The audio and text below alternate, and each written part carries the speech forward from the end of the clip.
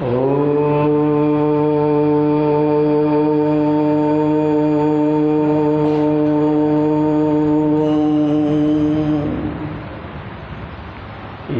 भूतं च भव्यं च सर्वं यश्चाधितिष्ठति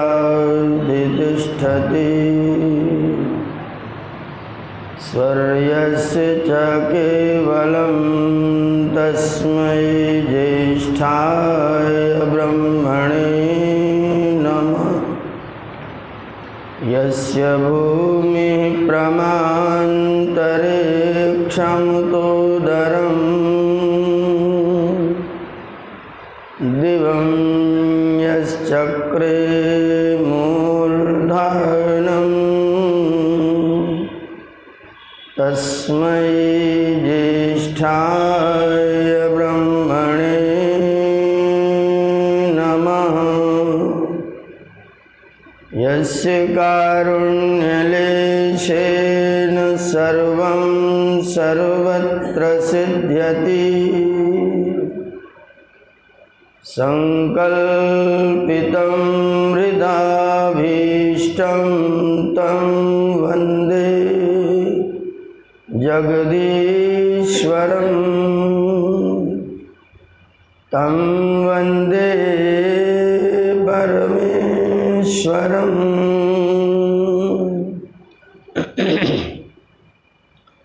मंच का सम्यक रीति से संचालन कर रहे श्रद्धेय डॉक्टर श्री विनय प्रताप जी, कार्यक्रम के आयोजक आदरणीय श्री रणजीत जी, श्री रामकृष्ण जी,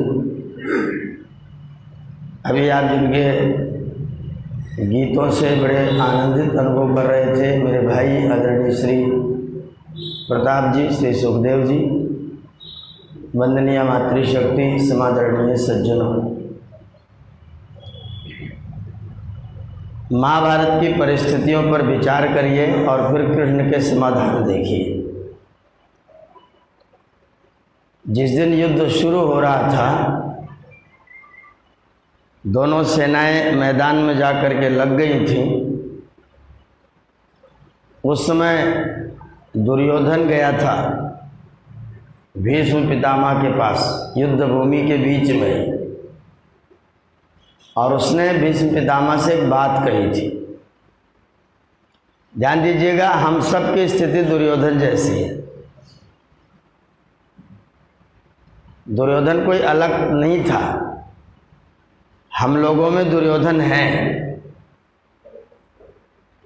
दुर्योधन क्या कह रहा है भीष्म पितामह से?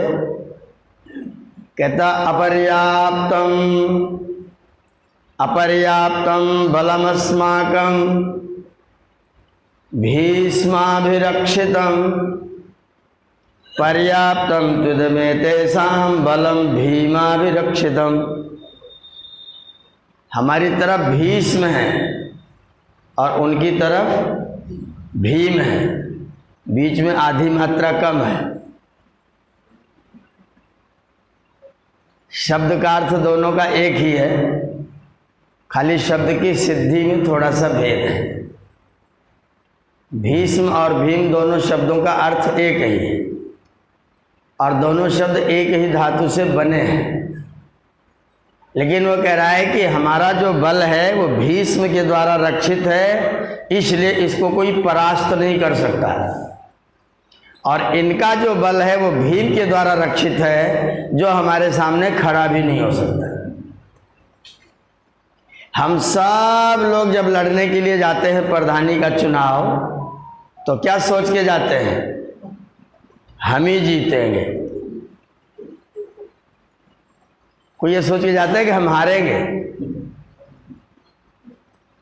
मेरे पास अमुक जाति के इतने हैं, अमुक जाति के इतने हैं, वहाँ के इतने हैं, उनके उतने हैं, इतना गणित याद रहता है।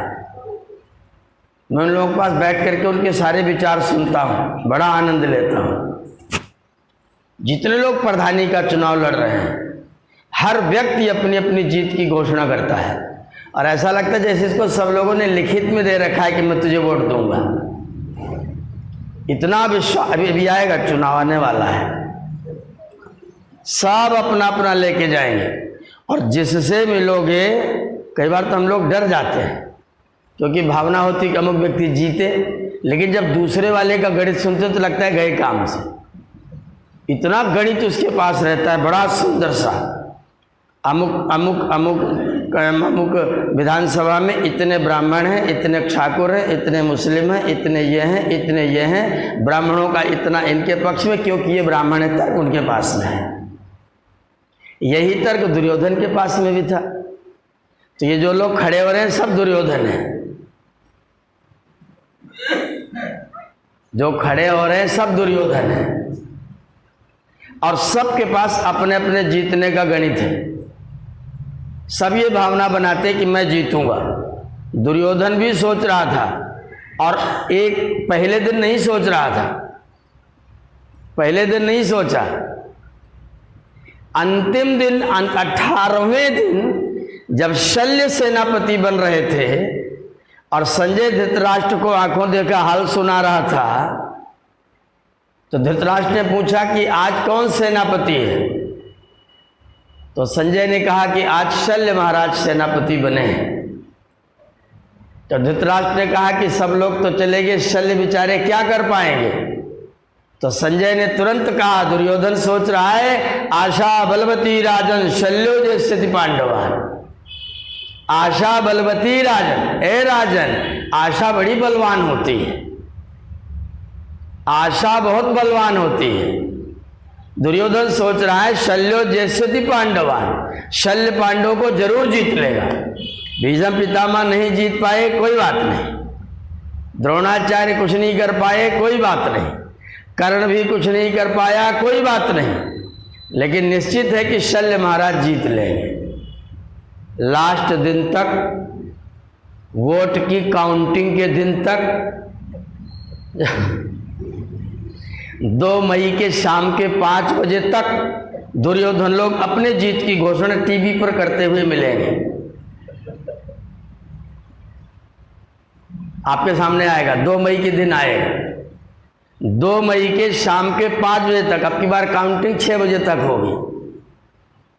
5 बजे तक टीवी पर बैठ करके बाकायदा बहस करते नजर आएंगे कि ये तो उठाओ गिराओ चलता रहता है, फाइनल रिजल्ट आने दो, हम ही जीतेंगे, शल्यो जैसे पांडवान।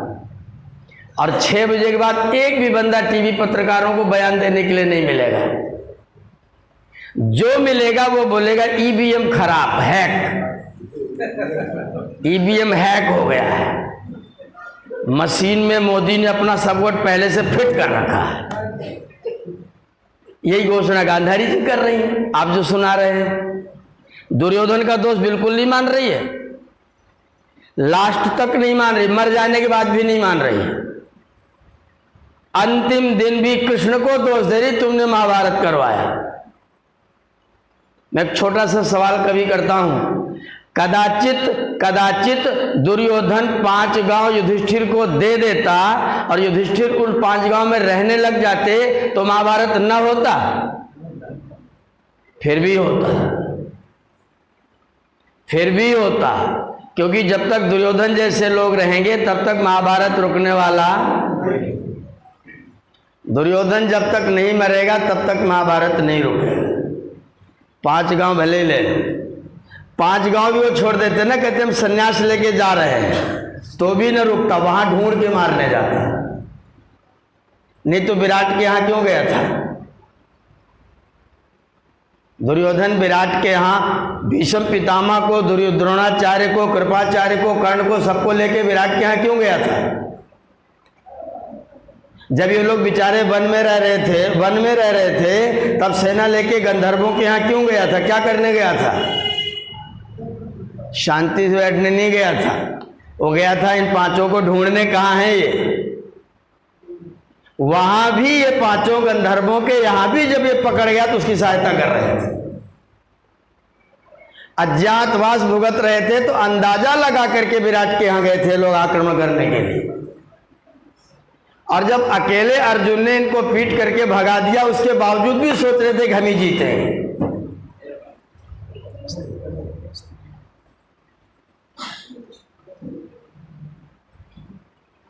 तो जो इस फितरत के लोग होते हैं, इस तरह के लोग होते हैं, वे सारे के सारे लोग क्या सोचते रहते हैं, क्या समझते रहते हैं? विजय हमारी होगी, और पराजय का दोष कदाचित अपने ऊपर नहीं लेते हैं। जब पराजय आएगी तो दोष किसका होगा? मशीन का, मशीनरी का। इनके पास सत्ता थी, प्रशासन ने हरवा दिया। ये सारे के सारे बयान आपके आएंगे। अब गांधारी जी क्या कह रही हैं? तूने अगर न कराया होता तो मेरे बेटे एक भी न मारे जाते।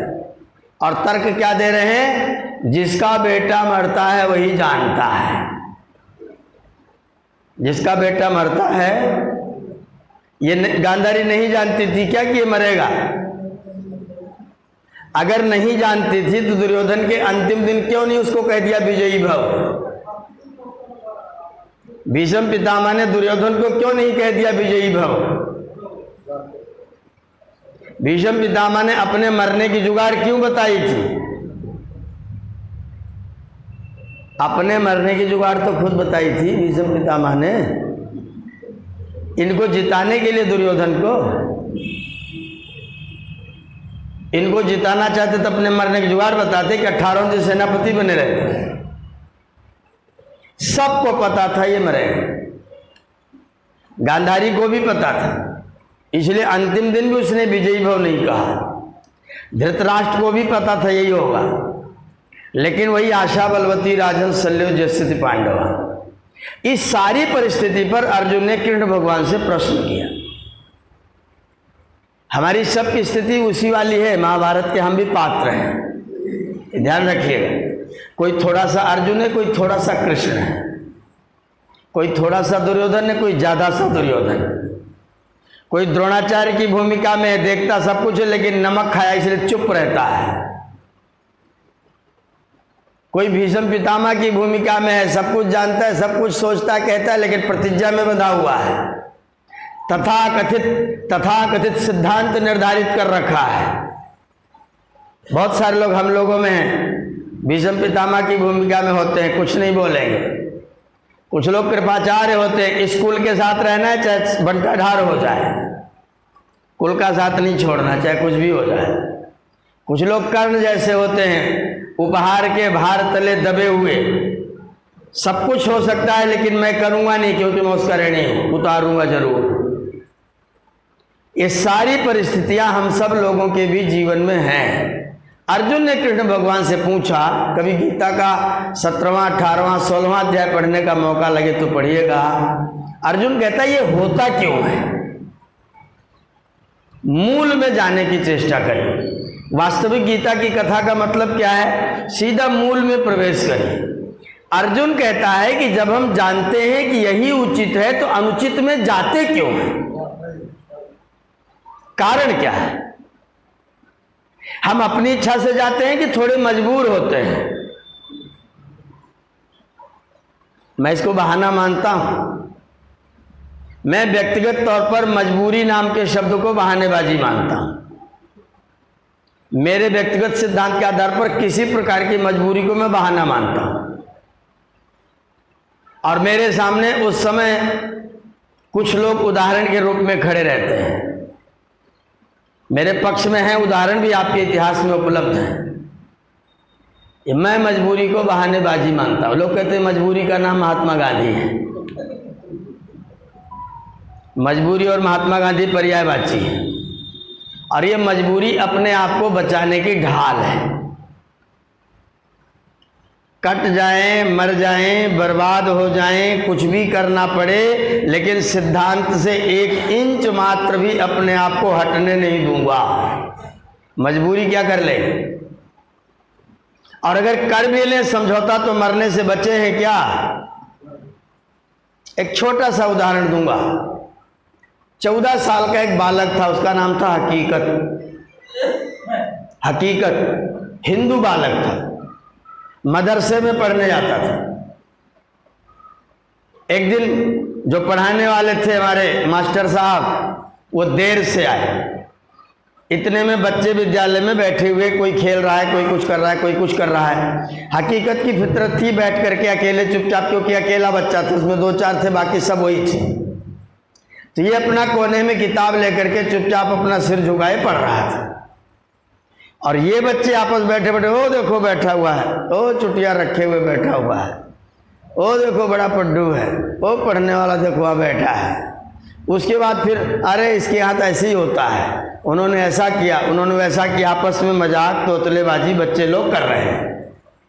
अब ये ध्यान तो किताब में रखा है, लेकिन फिर भी बच्चा तो बच्चा ही, ये सुन रहा है, बुरा भी लग रहा है, बोले तो मारपीट हो सकती है। चुपचाप सुन रहा है, सुनते सुनते सुनते सुनते थक गया, तो अंत में एक वाक्य धीरे से बोला, अगर तुम्हारी बीवी फातिमा को कोई ऐसी कहे तो,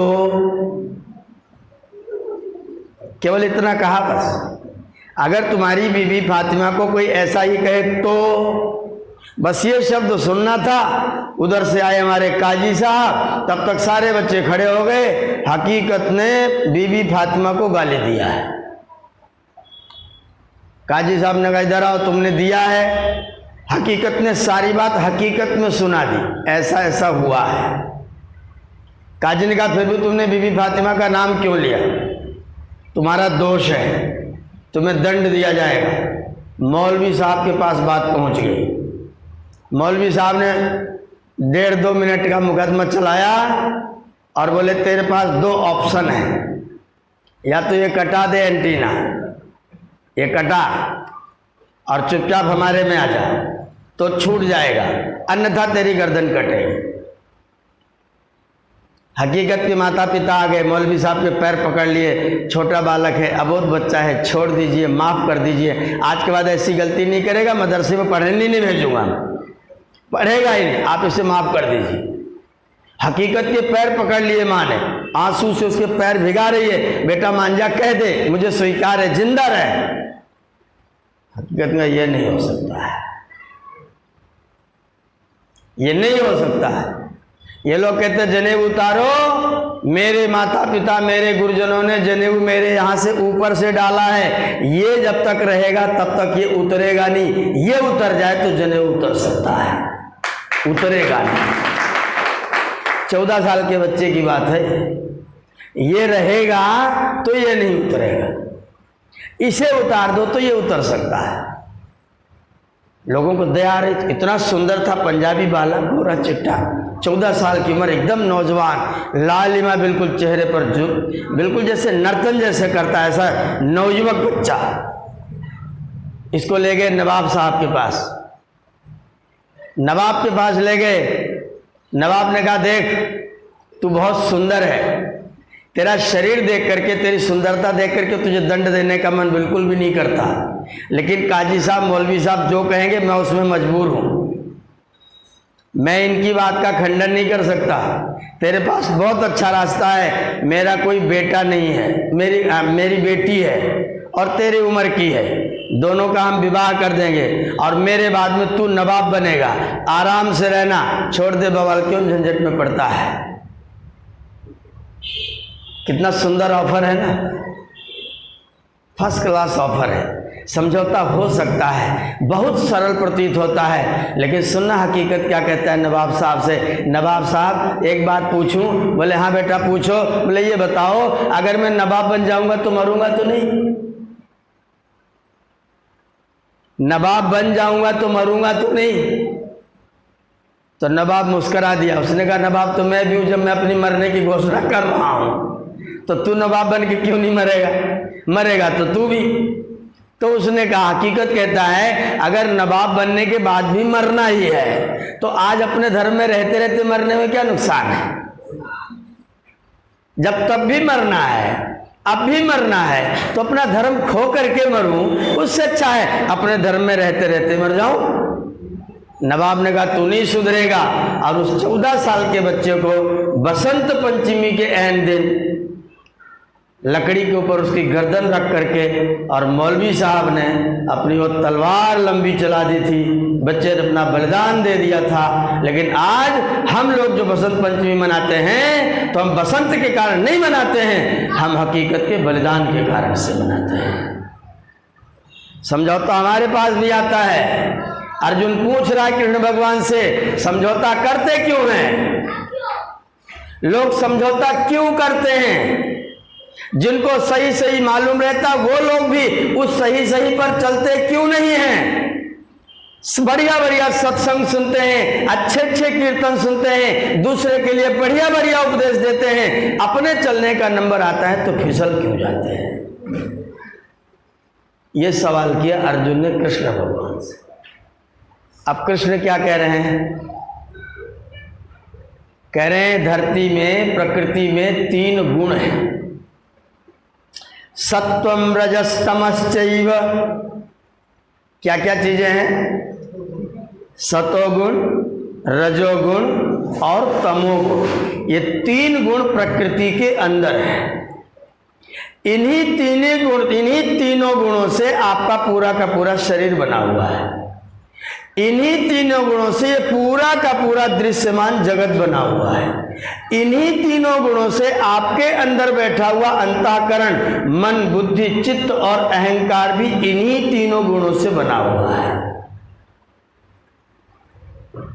तुम अकेले हो, तुम चेतन हो, तुम शाश्वत हो, तुम सनातन हो, तुम चिरंतन हो, तुम आज तक बूढ़े नहीं हुए, तुम कभी मरोगे नहीं, तुम कभी जलोगे नहीं, तुमको कोई भिगा नहीं सकता, तुमको कोई मार नहीं सकता। लेकिन इस ब्रह्मांड का नाम है वृक्ष, ऊर्ध्वमूलम अधशाखम अश्वत्थम प्राहुरव्ययम।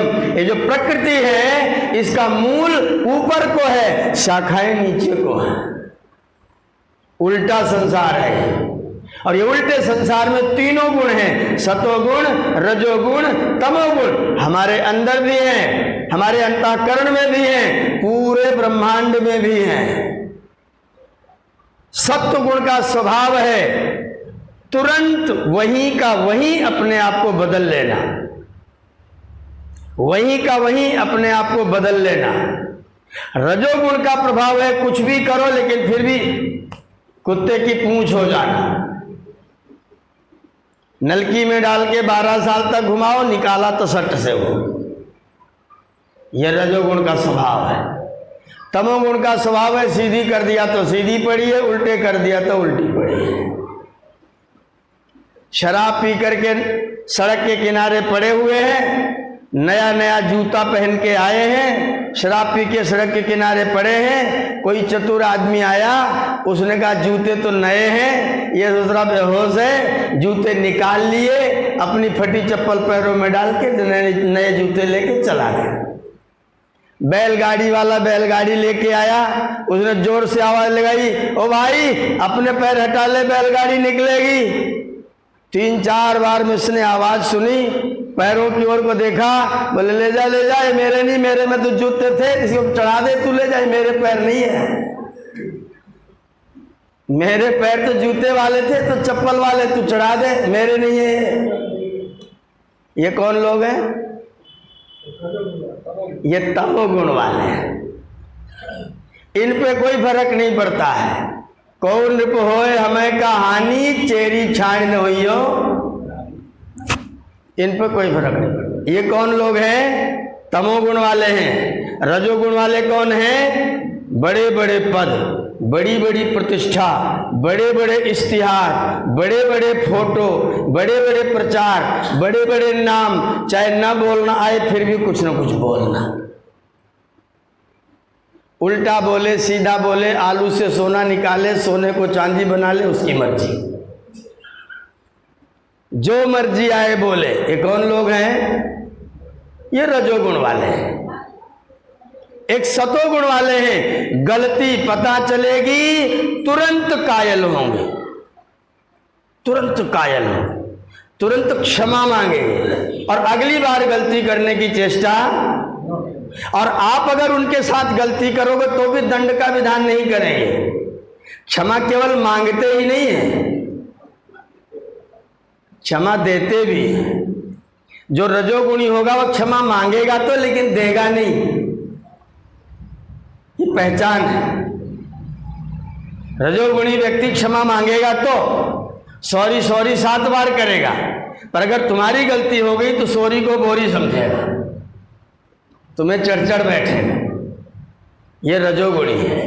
कृष्ण भगवान ने सारा का सारा भेद खोल करके रख दिया। अर्जुन, इस दुनिया में तीनों गुण हैं, और इन तीनों गुण जो हैं वो जो अपना पानी वाला पंपिंग सेट चलता है ना, उसका जो जिसमें वो टप टप टप टप टप चलता रहता है, ऊपर वाले ढक्कन को खोल दीजिए, फिर देखिए cut cut cut cut cut cut cut cut ऐसे गिराता रहता है। तो इन तीनों गुणों में एक उठेगा तो दूसरा गिरेगा, दूसरा उठेगा तो दूसरा गिरेगा, ऐसे ऐसे चलता रहता है। सत्व बढ़ा तो रजस तमस दबे, रजस बढ़ा तो तमोगुण सतोगुण दबे, तमस बढ़ा तो सत्व रजस दबे। एक उठेगा दो गिरेंगे, एक उठेगा दो गिरेंगे, ये निरंतर चलता रहता है। एक बार आपके मन में आएगा लाओ मैं भी दान करूं, सत्व आएगा तो क्या करेंगे, लाओ मैं भी दान करूं, और बीच में तमस आ गया तो अरे छोड़ो, जो कमाते सब इनके लिए थोड़े कमाते हैं, मारो गोली यार, इतनी मेहनत से कमाते हैं, इनके लिए कमाते हैं क्या। रजोगुणी आएगा, आरती चढ़ाएगा, जेब में जो सबसे फटावा वाला होगा वो चढ़ा के चला जाएगा, बदलने चला आएगा। सत्संग सुनने आएगा तो भी बदलने चला आएगा, वो पीछे वालों को बदल ले जाता है। ये रजोगुणी लोग हैं, ये स्वभाव में होता है। अगर ये बढ़ा तो कहीं भी आपको पतित कर सकता है, तमोगुण बढ़ा तो आप आलस्य में कुछ भी उन्नति का कार्य नहीं करेंगे, सतोगुण बढ़ा तो आप उन्नति का कार्य करेंगे, समाज के हित की सोचेंगे, अपने जीवन के बारे में सोचेंगे, अपने जीवन को सुंदर बनाने की चेष्टा करेंगे। कृष्ण भगवान कह रहे अर्जुन, ये सारा का सारा ब्रह्मांड इन तीन गुणों से बना हुआ है। इन तीन गुणों से सारा का सारा ब्रह्मांड प्रभावित है। जिनके अंदर ज्यादा रजोगुण है वो दुर्योधन लोग हैं, जिनके अंदर सतोगुण है वो विदुर जी महाराज हैं, वो कुंती महारानी है, वो कृष्ण भगवान है। कौन लोग हैं ये सतोगुण वाले हैं। कुछ लोग तमोगुण वाले हैं, सैनिक बन के लाइन में खड़े हैं, मार दिया तो लुढ़क गए, नहीं तो कोई बात नहीं। आपने कह दिया तुम्हारे साथ लड़ रहे हैं, उनके साथ कह दिया उनके साथ लड़ रहे हैं, वो अपने आप में मशीन है, कुछ नहीं है। ये सब महाभारत में तीनों गुण वाले लोग खड़े हुए थे। जो सतोगुण वाले थे वो युद्ध करते हुए भी युद्ध में नहीं थे, काम के बस, क्रोध के बस वो युद्ध नहीं कर रहे थे, कर्तव्य पालन के बस युद्ध कर रहे थे। कृष्ण भगवान युद्ध में समाहित थे, समाविष्ट थे, संयुक्त थे, लेकिन किसके लिए? अपनी जीत के लिए। कृष्ण को राज्य मिलना था, इनके राज्य में उनका कोई हिस्सा था? कुछ भी नहीं, जीरो। बाद में उनको पुरस्कार मिलना था, जिता दोगे तुमको इतना देंगे, सट्टेबाजी थी, कुछ नहीं था। किस लिए गुस्से थे? कर्तव्य बोध के कारण। क्यों? क्योंकि अन्याय अगर विजयी हो गया तो उसका दुख, अन्याय अगर विजयी होगा तो हारने वाले कोई दुख नहीं होगा, अन्याय अगर विजयी होगा तो सारे राष्ट्र को, सारे राज्य को दुख होगा। इसलिए हमारा कर्तव्य है कि अन्याय को जीतने मत देना, अन्याय को हराने की चेष्टा करना, धन से करना, धन से करना, धन ना हो तो तन से करना, तन भी डर के मारा न दे सको तो मन से करना। अन्याय परास्त हो, धर्म की अधर्म का, ये कामना तो कर ही सकते हो बैठे बैठे। इतना तो मन में सोच सकते हो कि अधर्म जिंदा नहीं रहना चाहिए। अधर्म, अधर्मी के बारे में नहीं कहा कहीं भी, अधर्मी मर जाए ये कहीं नहीं कहा। क्या मरे? अधर्म मरे। अधर्मी तो सुधर जाएगा, अधर्मी तो कुर्ता है ना, अधर्मी तो कुर्ता है, उतार दीजिए। अधर्म ये एक कुर्ते के कारण से हुआ है, सब कुर्ता बाहर निकाल दीजिए। उसके बाद स्वामी श्रद्धानंद जी अधर्मी थे कि नहीं? भयंकर थे, भयंकर, विकट। अमीचंद अधर्मी थे कि नहीं? विकट। लेकिन बाद में आर्य समाज में आज जो भजन गाए जाते हैं, वो पहला भजनों का गायक आर्य समाज का कौन था? उसका नाम था भक्त अमीचंद। बस कुर्ता उतारने की बात थी, कुर्ता उतारा, बात खत्म। कहीं नहीं कहा धर्मी का नाश हो। ऋषिधर ने आर्य समाज का नियम बनाया, क्या? अविद्या का कि अविद्यावान का नाश। अविद्यावान को विद्या दो, विद्या को बढ़ाओ, अविद्यावान का नाश नहीं। अविद्या का नाश होना चाहिए, विद्या की वृद्धि होनी चाहिए। व्यक्ति से कोई द्वेष नहीं है, दोष से द्वेष है, ये ध्यान रखिए, दोष से द्वेष है। ऋषि ने इसीलिए अमीचंद को अपने बगल में बिठाला था। अगर द्वेष करते तो अमीचंद को मंच पर ना बैठने देते। अमीचंद को बगल में बिठाला था, वो गाता था और ये उसकी पीठ पर हाथ सहलाते रहते थे। शाबाश, बहुत सुंदर, अति उत्तम, अति सुंदरम, अहा गीतम, अहो गीतम, ये ऋषि के शब्द थे उस समय। और जब वो नीचे उतर के गया तो सारी जनता ने कहा आपने क्या कर दिया, मंच अपवित्र हो गया, आपने ऐसे आदमी को यहाँ पर बिठा दिया। अरे आप कैसे व्यक्ति हो भाई, जरा सा भी नहीं सोचते। अमीचंद को अपने बगल में बिठा दिया, आप भी अपवित्र हो गए। स्वामी जी मुस्कुराए, बोले ये बताओ अमीचंद बलवान कि मैं बलवान? आप सोचिए, अमीचंद बलवान कि मैं बलवान? मुझे केरला जाने का मौका लगा, केरला। वहाँ एक मंदिर के बाहर लिखा हुआ है आर्येतराणाम प्रवेशो निषिद्धा। जो आर्य नहीं है उनका प्रवेश निषिद्ध है। जब मैं वहाँ गया तो गेट पर जो पुजारी खड़े थे, बालक जैसे धोती पहने, बड़ी चौड़ी किनारी वाली, पट्टा कंधे पर डाले, नंगे सारे सिर में पूरा चंदन लगाए। मैंने वो वाक्य गेट पर लिखा पढ़ा, आर्येतराणाम प्रवेशो निषिद्धा। मैंने उस बच्चे से तुरंत पूछा के तावद आर्या, आर्य कौन है? आर्य को जान ले तब आर्यों से भिन्न कौन है पता चल जाए। तो उस बच्चे ने कहा कि मैं नहीं जानता, गुरुजी बताएंगे। मैंने कहा मैं पहले घुस जाऊं तब गुरुजी से पूछो, गुरुजी यहीं आएंगे। बोले आप कौन हैं? मैंने कहा ये मैं तब बताऊंगा जब मुझे बता दोगे कि आर्य माने कौन है। अब वो भागा भागा गुरुजी के पास गया। गुरुजी ऐसा ऐसा प्रश्न एक व्यक्ति कर रहा है। गुरुजी ने कहा जरूर आर्य समाजी होगा। जरूर आर्य समाजी होगा, वो जरूर गैर बिरादरी का हो सकता है, जरूर गैर बिरादरी होगा और जरूर आर्य समाजी होगा। गुरुजी एकदम ऐसा ना हो कि मंदिर वास्तव में अपवित्र हो जाए। गुरुजी भाग के दरवाजे पर आ गए, सच्ची घटना बता रहा हूं। दरवाजे पर आ गए, मैंने कहा के तावद आर्या और हो दृष्टिया, आपकी दृष्टि में आर्य कौन है? तो गुरुजी बोले ब्राह्मण क्षत्रिय वैश्या आर्या। मैंने कहा यद्यपि ते मांसम स्नुवन्ति, मांस खाएं तो भी। अब वो थोड़ा सा गंभीर हुए, वैश्य कुल में पैदा हुए लेकिन मांस भक्षण करते हैं, आर्य है कि नहीं बताओ? बोले वयम तो मन्याम है, हम तो उन्हें आर्य ही कहेंगे। मैंने कहा निम्न बिरादरी में पैदा हुआ है, मांसादि कुछ नहीं खाता, बहुत पवित्र आदमी, रोज संध्या करता है, आर्य है कि अनार्य है? बोलता मत दृष्टिया अनार्य। वो पंडित जी ने कहा मेरी दृष्टि में वो अनार्य है। मतलब आर्येतराणाम प्रतिषेधा का सीधा अर्थ था कि अमुक बिरादरी वाले अंदर नहीं आ सकते। फिर मैंने उनसे एक सवाल किया, अगर कदाचित गैर बिरादरी का, निम्न जाति का कोई व्यक्ति मंदिर में प्रविष्ट हो जाए तो दोष क्या होगा? पंडित जी बोले हमारा मंदिर अपवित्र हो जाएगा। मैंने कहा मंदिर में आना क्यों चाहिए? बोले क्योंकि यहाँ पर भगवत प्रतिष्ठा है। मैंने कहा भगवत प्रतिष्ठा है और अनार्य के आने से आपके भगवान अपवित्र होते हैं। भगवान बलवान की वो अपवित्र व्यक्ति बलवान।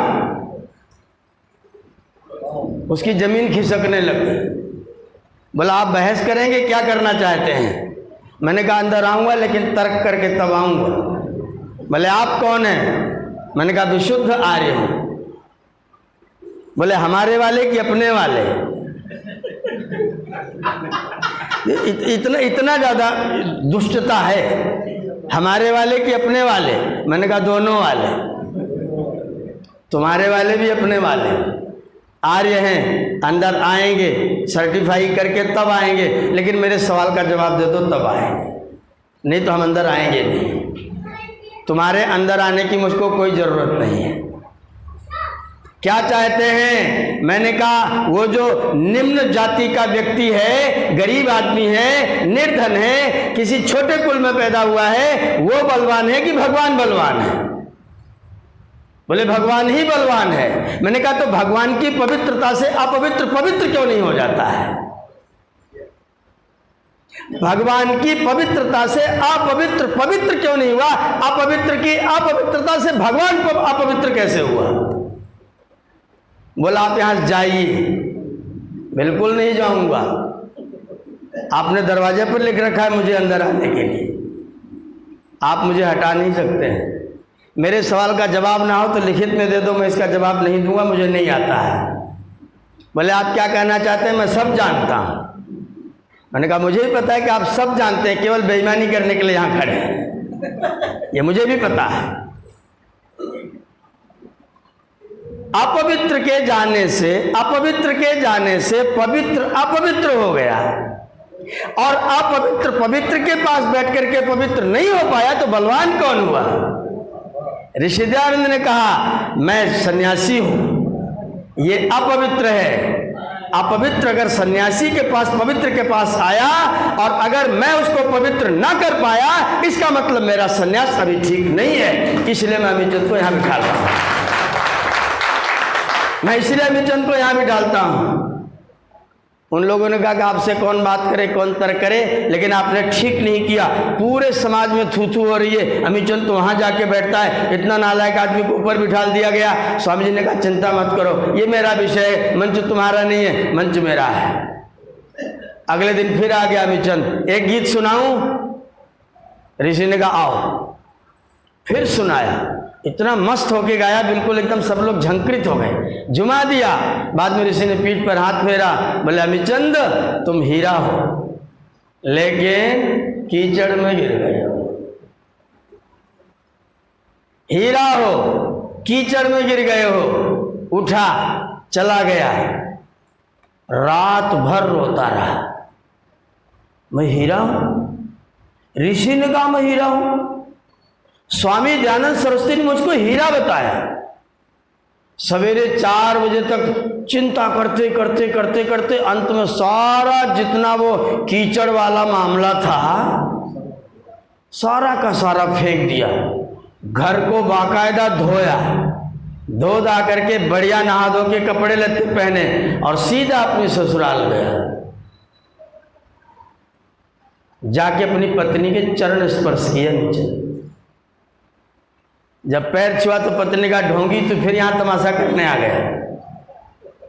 अमिचंद ने कान पकड़ लिया, नहीं देवी मैं बिल्कुल बदल गया हूँ, मैं बिल्कुल बदल गया हूँ, मैं आपसे अपने सारे किए हुए कर्मों की माफ़ी मांगने के लिए आया हूँ।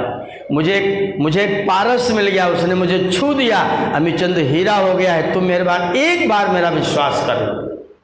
पत्नी ने कहा पिताजी से बात करो। पिताजी ने बातचीत किया तो बोले बेटा तेरे को अगर इतनी दीनता से लेने के लिए आया तो जा। पिता ने विदा कर दिया, और जब अमिचंद लेकर के अपनी पत्नी को अपने घर आए तो शाम को अपने उन सारे मित्रों को दावत दी जिनके साथ बैठा करते थे। और जब देखा देवी जी भोजन परोस रही हैं तो सब सब आश्चर्यचकित थे, और भोजन वो जिसके लिए अमिचंद के आते थे वो एक भी माल नहीं था, आज वो सामान एक भी नहीं था। अमिचंद जी ये क्या है, मेरी देवी जी से पूछ लीजिए, आज निमंत्रण उनकी ओर से है।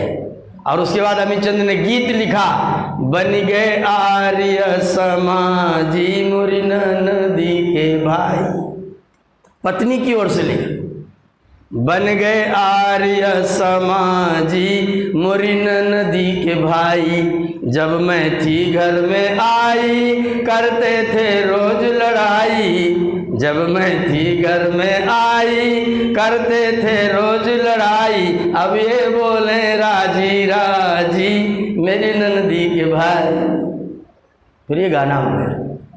अधर्मी से घृणा नहीं है, अधर्म से घृणा है।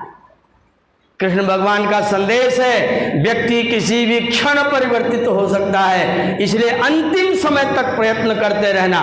घृणा मत करना, जुगुप्सा मत करना, द्वेष मत करना, उसके दोषों के प्रति उसको सचेत करते रहो। क्या पता कब जीवन में परिवर्तन के क्षण आ जाएं और वो गुण, वो तमोगुण, वो रजोगुण हमारे आपके सब के अंदर है। बस बढ़ घट कौन रहा है, केवल इसकी परीक्षा करनी है।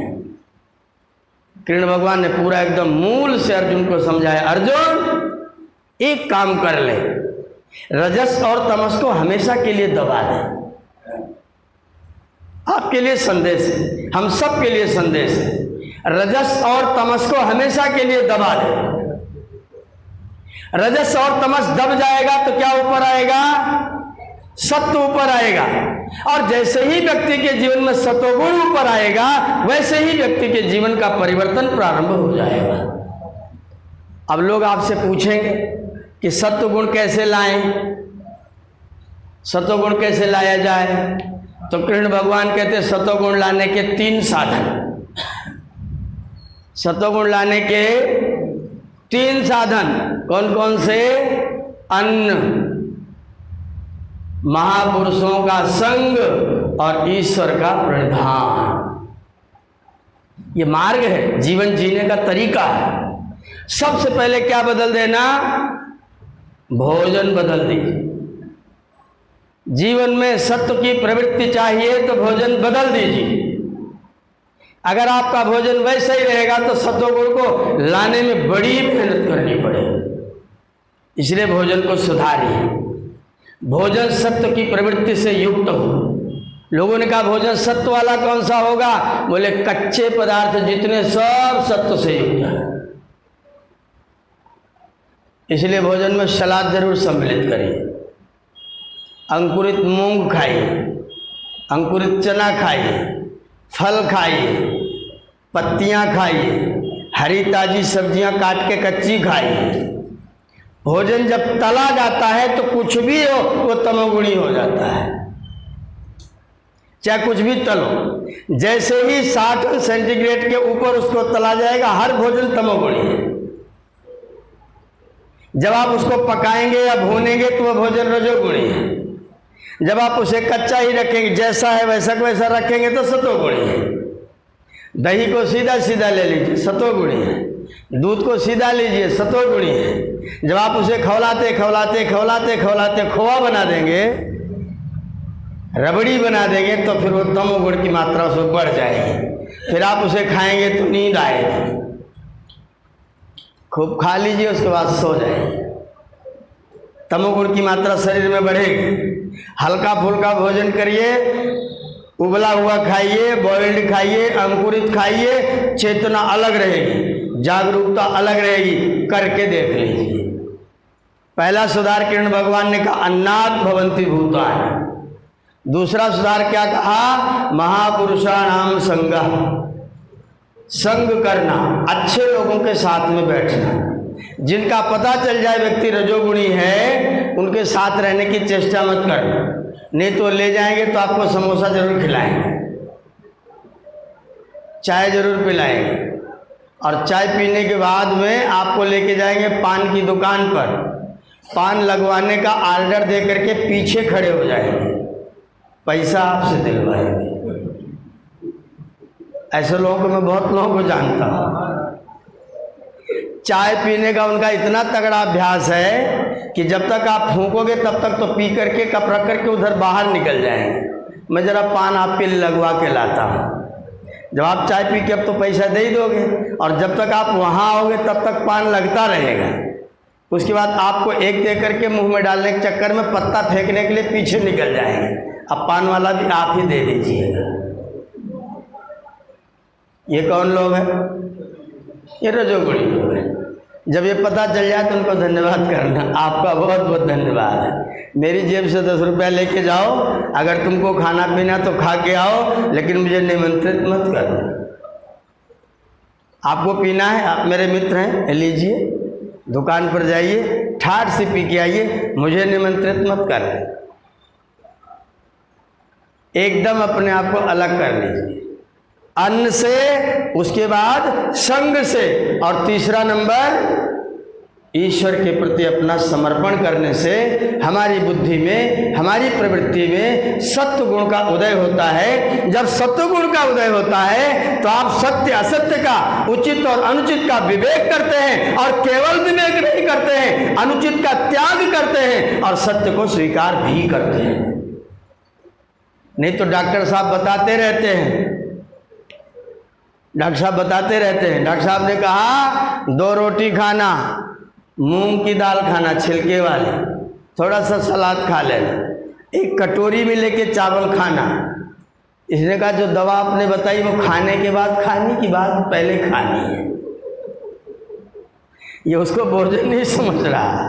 ये कह रहा जो दवा आपने बताई 2 रोटी थोड़ा चावल थोड़ा मूंग की दाल, वो भोजन करने के बाद लेना है कि पहले लेना है। ये वो लोग हैं। जब जान लिया अमुक चीज़ मेरे शरीर के नुकसानदायक है तो उसकी तरफ मन जाना चाहिए। फिर बड़े प्यार से कहते हैं, हमारे हैं महाराज जी, वो डायबिटिक हो गए, 376 शुगर। किसी ने कहा कि स्वामी जी काला जाम बहुत ही अच्छा बना है, कोहड़ौर से लेकर के आया हूँ, वहाँ बड़ा प्रसिद्ध काला जाम है। बोले अब आप इतने प्यार से कह रहे हैं तो मैं कैसे मना कर सकता हूँ। आपके प्यार को ठुकराना भी तो ठीक नहीं है। तर्क बहुत अच्छा है, आपके प्यार को ठुकराया भी नहीं जा सकता है। तो फिर वो उचित अनुचित का निर्णय करना मुश्किल का काम है।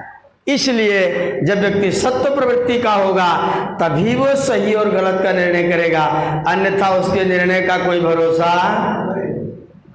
अब आप जान लीजिए भीष्म पितामह कौन सी वृत्ति के थे, किधर खड़े थे? दुर्योधन की। द्रोणाचार्य कौन सी वृत्ति के थे? कृपाचार्य कौन सी वृत्ति के थे? अश्वत्थामा कौन सी वृत्ति के थे? कर्ण कौन सी वृत्ति के थे? पूरा रजोगुण का संप्रदाय भरा हुआ था। एक व्यक्ति थोड़ा सतोगुणी था, महाभारत का युद्ध लड़ने के लिए गया था, मालिक था एक सेना का। जब सेनाएं लग गई मैदान में तो अपने रथ पर से उतरा, सीधा सेनापति की ओर चल दिया। कौन था? आप सब जानते हैं। दुर्योधन ने आते हुए देखा, जोर से हंसा, पितामह देखो इसको, कायर आ रहा है आपके पास प्राणों की भीख मांगने के लिए। भीष्म पितामह बोले, दुर्योधन पुत्र थोड़ा धैर्य धारण किया करो, तुम नहीं जानते युधिष्ठिर को। युधिष्ठिर आते हैं, आप आश्चर्य करोगे, रोंगटे खड़े हो जाते हैं। मैं तो पढ़ता हूं तो एकदम ऐसा लगता वो क्या क्या कैसे लोग थे। वो युद्ध करने जा रहा है, अभी अभी अपने बाबा को 4 थप्पड़ मारेगा, और थप्पड़ मारने से पहले पूछने गया है कि इजाजत दो कि मैं तुम्हारे गाल पर बढ़िया वाला मारूं। ये कौन कह सकता है? रजोगुणी बिल्कुल नहीं कहेगा, तमोगुणी बिल्कुल नहीं कहेगा, सतोगुणी युद्ध भी करने जाएगा तो आपकी अनुमति लेकर के जाएगा। पिताजी आपकी इस बात को मैं किसी भी तरीके से स्वीकार नहीं कर सकता हूँ। मैं आपका सम्मान करता हूँ, आपका आदर करता हूँ, लेकिन आपके इस वाले कथन के साथ मेरा कोई समझौता। रजोगुणी क्या करेगा? चुप रहो, मुंह में ताला लगा लो, खबरदार जो तुम बोले तो। सतोगुणी क्या बोलेगा? मैं आपका बहुत आदर करता हूँ, आप मेरे पिता हैं, मैं आपको निवेदन करता हूँ, हाथ जोड़ के निवेदन करता हूँ कि आपकी ये वाली बात मुझको स्वीकार नहीं। मानेगा निवेदन पूर्वक। और रजोगुणी क्या करेगा? नहीं मानूंगा उद्वेग पूर्वक। और तमोगुणी क्या करेगा? वो अंधाधुंध आएगा और कुछ भी कर देगा, बाद में पछताएगा, और आज के हिंदुस्तान में पढ़ना, आत्महत्या करने के लिए गाड़ी के नीचे कूद जाएगा। हिंदुस्तान का प्रश्न नंबर 2 पढ़ना। करेगा दुराचार, उसके बाद गाड़ी के नीचे आत्महत्या करने भागेगा। ये कौन लोग हैं? ये तमोगुणी लोग हैं। आप अपनी परीक्षा करिए, हम अपनी परीक्षा करें, हम कौन से गुण वाले हैं। और अगर आप जो उत्तर भगवान श्री कृष्ण ने दिया है वो पूरे के पूरे व्यक्ति के सुधार का नहीं है, पूरे परिवार के सुधार का नहीं है, पूरे राष्ट्र के सुधार का एक ही उत्तर है। अगर आप चाहते हैं दुनिया शांति से रहे तो सतोगुण को परिभाषित करिए और सतोगुण को बढ़ाने की चेष्टा जीवन में करते रहिए। अगर आपके जीवन में सत्य की प्रवृत्तियां ना आई तो आप कहेंगे दूसरों से उपदेश, लेकिन अपने करने का क्षण आएगा तो कभी भी बदलेंगे। भगवान कृष्ण ने लिखा, उपदेश दिया गीता में, काम एष क्रोध एष रजोगुण समुद्भवः। ये जो काम तेरे अंदर प्रवृत्त होता है, ये जो क्रोध तुझको आता है, वो कहां से आता है? रजोगुण समुद्भवः, वो रजोगुण में से निकल करके आता है। तू अपनी परीक्षा कर, रजोगुणी है कि तमोगुणी है कि सतोगुणी है। अगर सतोगुणी नहीं होगा तो तू दुनिया को नुकसान पहुंचाएगा, रजोगुणी होगा तो थोड़ी उन्नति तो करेगा, लेकिन अपना स्वार्थ सिद्ध करने की चेष्टा साथ में जरूर करेगा। अगर तमोगुणी होगा तो तुझसे कोई आशा विश्वास नहीं किया जा सकता है, तू कुछ भी कहीं भी कैसे भी कर सकता है। तमोगुणी का भरोसा कुछ नहीं, रजोगुणी कुछ भी अच्छा भी कर सकता है, रजोगुणी अच्छा भी कर सकता है। किसी व्यक्ति को जो रजोगुणी होगा उसको मैनेजमेंट सौंप दीजिए, बहुत अच्छा मैनेज करेगा, व्यवस्थाएं बहुत सुंदर संभालेगा, मैनेज बहुत सुंदर करेगा, पर अगर बिगड़ गया तो सब बिगाड़ डालेगा, बिगड़ गया तो सब बिगाड़ डालेगा। बना सकता है, बढ़िया कर सकता है, लेकिन खतरे फिर भी हैं, संभावनाएं फिर भी है, पर सतोगुणी के पास बिगड़ने की कोई संभावना। तो हम यदि सतोगुण के प्रभाव में रहते हैं तो हम अपने जीवन के सही और गलत का निर्णय कर सकते हैं। महाभारत रजोगुण और तमोगुण के बढ़ने के कारण से ही हुआ था। सतोगुण की कमी हो गई थी, सत्य की प्रवृत्ति जिनके पास थी वे लोग तिरस्कृत हो रहे थे। सत्य की प्रवृत्ति विदुर के पास में थी, उनका नाम ही महात्मा विदुर के नाम से प्रसिद्ध था, लेकिन उनका नाम ही महात्मा विदुर के नाम से प्रसिद्ध था, लेकिन उनका तिरस्कार था, उनको कड़वा बोलने वाला कहा जाता था। धृतराष्ट्र तो सीधा सीधा कहते थे, तुम्हारी वाणी में परमात्मा ने तलवार बांध के भेजा है क्या? तुम हमेशा काटने वाला ही क्यों बोलते हो? विदुर ने कहा, मैं काटने वाला नहीं बोलता हूँ, मैं सत्य बोलता हूँ। लोग कहते हैं सत्य कड़वा होता है, ये वाक्य गलत है, सत्य कड़वा नहीं होता। जिनको मलेरिया हुआ रहता है उनको मिठाई भी कड़वी लगती है। रसगुल्ला खिलाई जिसका मलेरिया चढ़ रहा हो जोर से, जिसकी पित्त की थैली एकदम से चौपट हो रही हो, आप उसे रसगुल्ला खिलाओगे तो उसको रसगुल्ला मीठा नहीं लगेगा, वो भी उसको कड़वा लगेगा। जी अगर अंदर बुखार है तो भोजन आपको कैसा लगेगा? मीठा नहीं लगेगा, कड़वा लगेगा। उसमें भोजन का दोष है कि मलेरिया का दोष है? इसलिए जिसको सत्य कड़वा लगे जान लेना उसको मलेरिया हुआ है। जो ये कहे सत्य कड़वा होता है जान लेना वो मलेरिया का मरीज है, नहीं तो उसको सत्य बिल्कुल मीठा लगेगा। पंडित जी तुम ठीक नहीं बोलते हो, मुझे अगर कोई कहे तो मैं क्या करूंगा? तुम ठीक नहीं बोलते अगर कहे तो क्या बोले? एक यज्ञ हो रहा था 251 कुंडी उन्नाव में, मैं तब गुरुकुल का शास्त्री क्लास का विद्यार्थी था। जो बाबा जी करा रहे थे उन्होंने मुझको निमंत्रित कर लिया था। मैं वहाँ गया तो एक बाबा जी मुझसे पहले यज्ञ में बैठ गए, अब माइक उठाया और मंत्र बोलना शुरू किया। मैंने धीरे से, बच्चा था मैं, अब ऐसा नहीं करता, लेकिन तब मैंने किया। मैं सीधा गया, उनके कान में धीरे से बोला, सब मंत्र गलत पढ़ रहे हो, शांत हो जाओ। सब पुरुष सूक्त पढ़ रहे थे और यजुर्वेद का 36वां लेकर के 40वां से लेकर 32वां सब एक में बोल रहे थे। शुरू करते थे 31वें अध्याय का, खत्म करते थे 32वें में। मैंने कहा सब मंत्र गलत हो रहे हैं, थोड़ा चुप हो जाइए। बहुत धीरे से कान में कहा, बस माइक उठा के उतनी दूर फेंका। इतना बोलते ही माइक ऐसे उठाया, धाड़ से फेंका, यजमान के पास जाके पड़ा, जाओ तुम सही कर लो। अब मैं चुपचाप गया, माइक उठा लाया और माइक लेके बैठ गया। ऐ यजमान लोगों, सब शांत हो जाओ, मुझे आपसे कुछ बात करनी है। जिसको यज्ञ शब्द का अर्थ आता वो हाथ उठाओ। अब सब यजमान लोग चुप बैठ गए। यज्ञ शब्द का अर्थ बताओ। अच्छा पंडित जी आप बताओ, तुम ही बताओ, तुम बहुत विद्वान हो। पंडित जी एकदम बिल्कुल लाल पीले, तुम ही बताओ, तुम बहुत आता है। मैंने कहा आप कहोगे तो बताऊंगा, नहीं तो नहीं बताऊंगा। प्रेम से बोलोगे मुस्कुरा के तो बताऊंगा, नहीं तो नहीं बताऊंगा। अब वो बाबा जी आगे दौड़ के बोले महाराज अब कह रहा है बच्चा है तो कह दीजिए, प्रेम से कह दीजिए, बोलो। बाबा जी बोलते हाँ बताओ। ऐसे नहीं बताऊंगा, प्रेम से कहो तब बताऊंगा। पहले अपना पारा 90 से 70 करो तब बात होगी, नहीं तो नहीं होगी। बाबा जी बिल्कुल 90 प्लस तो हुए, माइनस तो बिल्कुल भी नहीं हुए, बिल्कुल नहीं हुए।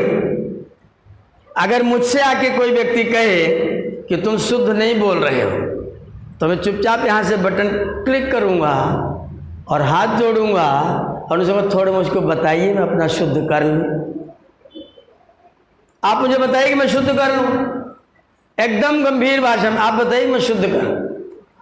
अब आप मुझे बताएंगे शुद्ध है कि गलत है, क्या कैसा है, तो इतना तो मुझे आ गया है कि मैं पकड़ लूँगा कि आप सही कह रहे हो, मैं सही कर रहा हूँ। लेकिन मैं उसमें उस समय ऐसी स्थिति नहीं थी जब मैं उस समय था। बोला तुम सब गलत पढ़ो, चुपचाप बैठो। अब मैंने अपना सुधार किया 20-22 सालों में। अब ये सुधार किया, अगर मेरी गलती बताओगे तो प्रेम सिंह चलिए आप बता दीजिए, मुझे थोड़ा कम आता है। फिर मुझे पता है कि गलतियाँ वास्तव में हैं क्या, कहाँ त्रुटि होती, कहाँ गलती होती है। तो अगर आपके अंदर सत्य की प्रवृत्ति बढ़ गई तो अगर कोई आपको गलत बताएगा तो आप बड़े विनम्रता से कहेंगे चलिए सुधार कर लेते हैं। और अगर सत्य की वृत्ति नहीं है तब क्या करेंगे? तुरंत खबरदार जहाँ दोबारा दिखाई पड़े मारपीट हो जाएगी। और अगर ऐसे करोगे तो मैं 4 बार गलती बोलूँगा, क्या कर लोगे बोलो, क्या कर लोगे? हम कुछ नहीं करेंगे दादाजी, बोलो। नहीं तुम अपने आप बहुत ज़्यादा समझते हो। अरे महाराज अब मैं कुछ नहीं बोल रहा हूँ। नहीं तो तुम तो अपने आप ज़्यादा ही ज़्यादा समझते हो। वो चढ़ाई चला आएगा, उसका रजोगुण खोपड़ी पर चढ़ रहा है। ये हमारे जीवन के व्यवहार में है। जब अर्जुन ने सवाल किया कि अच्छा जानते हुए भी अच्छे के रास्ते पर हम क्यों नहीं चलते, बुरा जानते हुए बुराई को हम क्यों नहीं छोड़ते, तो कृष्ण भगवान ने कहा इसमें गुण कारण है। औषधि इसकी ये है कि सतो गुण को बढ़ाओ। अगर तुम्हारे जीवन में सत्य की प्रवृत्तियां होंगी तो अच्छा जानोगे तो चल पड़ोगे, बुरा जानोगे तो छोड़ दोगे। अगर सत्य की प्रवृत्ति न हुई तो अच्छा तुमको कोई समझा नहीं सकता और बुरे से तुमको कोई हटा नहीं सकता। रास्ता आपके सामने कृष्ण भगवान बताते हैं, अपने जीवन में सत्य की वृत्तियों को बढ़ाइए। हम सब अभ्यास करें, हम सब साधक बन जाएं, हम सब साधना करें। उबाल में तुरंत आ जाना, एकदम से तैस में आ जाना, तुरंत एकदम बिल्कुल तने ही रहते, बिल्कुल बिच्छू है, छू लिया तो छेद देंगे। इतने भयंकर स्थिति में होते हैं, इतने विकट परिस्थितियों से प्रभावित होते हैं। अपनी स्थिति ऐसी मजबूत करें, अपनी स्थिति ऐसी मजबूत करें कि परिस्थिति आपको परेशान न करने पाए। ये कृष्ण का संदेश है। क्या करें? स्थित प्रज्ञस्तदोच्यते। वह व्यक्ति स्थित प्रज्ञ कहा जाता है जो व्यक्ति परिस्थिति से प्रभावित नहीं होता है। स्थिति क्या है? मेरी। परिस्थिति क्या है? आप सब। परि माने चारों ओर, स्थिति माने ठहरने वाले। आप सब चारों ओर ठहरने वाले लोगों के क्रियाकलाप से अगर मैं प्रभावित होता हूं, इसका मतलब मेरी स्थिति ठीक नहीं। अच्छा आंधी आती है कि नहीं? तो कौन गिरता है? महुआ का पेड़ की दूब है? महुआ का पेड़ की दूब गिरती है। अच्छा मजबूत कौन है? कल्पना करो, सोचो, आंधी आएगी तो कौन गिरेगा? जिसका सिर इतना ऊंचा खड़ा हुआ है, मैं किसी को आगे नहीं बढ़ने दूंगा, वो टूटेगा। भैया तुम आ रहे हो, मैं लेट जाता हूं, जाओ, अब तुम मेरे काम उखाड़ो। दूब उखड़ती क्या आंधी में? जो खड़े रहते हैं तन करके, अहंकार जिनका प्रवृत्त होता है उनको टूटना पड़ता है, और जो विनम्र होते हैं वो टूटते। इसलिए आंधियां आपको परेशान नहीं करेंगी। आंधियाँ आपको परेशान नहीं करेंगी अगर आपकी स्थिति मूल से जुड़ी हुई ठीक से होगी। तो जब आप अपने मूल से इतने ऊंचे उठ जाओगे तो गिरने का चांस आपके जीवन में ज़्यादा होगा। इसलिए मूल को मत छोड़ो। ये जो हम लोग सम्मान कर रहे हैं ना हमारे पिता लोगों का, आदर करने वाले लोगों का, ये वही लोग हैं जो मूल से जुड़े वाले लोग हैं। जो व्यक्ति अपने माता पिता की सेवा करता है वो कोई नया काम नहीं करता, वो अपने आप को मूल से जोड़ने की चेष्टा करता है। और जो मूल से जुड़ जाता है कोई परिस्थिति उसको उखाड़ के फेंक नहीं सकती है। इसलिए अपने अपने मूल का ध्यान रखिए। हमारे मूल हमारे माता पिता, हमारा मूल हमारा धर्म, हमारा मूल हमारी संस्कृति। अपनी संस्कृति, अपने माता पिता, अपने धर्म, अपने कर्तव्यों के प्रति जो लोग मूल से जुड़े हुए रहेंगे उनके अंदर विनम्रता होगी, अहंकार नहीं होगा और आंधियाँ उनको उखाड़ के फेंक नहीं पाती हैं। इसलिए आपको परिस्थितियाँ प्रभावित न करें, इसके लिए आपके अंदर सत्व का होना अत्यंत आवश्यक है। तो ये एक सूत्र है गीता का, हम सब अभ्यास करें कि मेरे जीवन में सत्व की प्रवृत्ति हो। कष्ट में मुस्करा सकूं, कष्ट में मुस्करा सकूं, दुख हो तो भी प्रभु का धन्यवाद कर सकूं, प्रभु और धुल दो और नहला दो। ये दुख क्या है? नहलाना ही तो है, स्नान ही तो है। हमने कुछ कर दिया था, कहीं से मल लग गया था, मल लग गया तो माता क्या करेगी? माता तो नहलाएगी ही ना, कि लुकवा करके अपने आंचल में दबा लेगी। शरीर में मल किए हुए बच्चे को कौन माता अपने आंचल में लेके छिपा के बैठेगी? हर माता नहलाएगी। तो वो तो परम माता है, वो कैसे आपको छोड़ देगी? तो नहलाए तो कहो थोड़ा और नहलवाइए और बिल्कुल साफ कर दीजिए और थोड़ा साबुन भी लगा दीजिए, एकदम पवित्र कर दीजिए। तो दुख आपका क्या बिगाड़ेगा?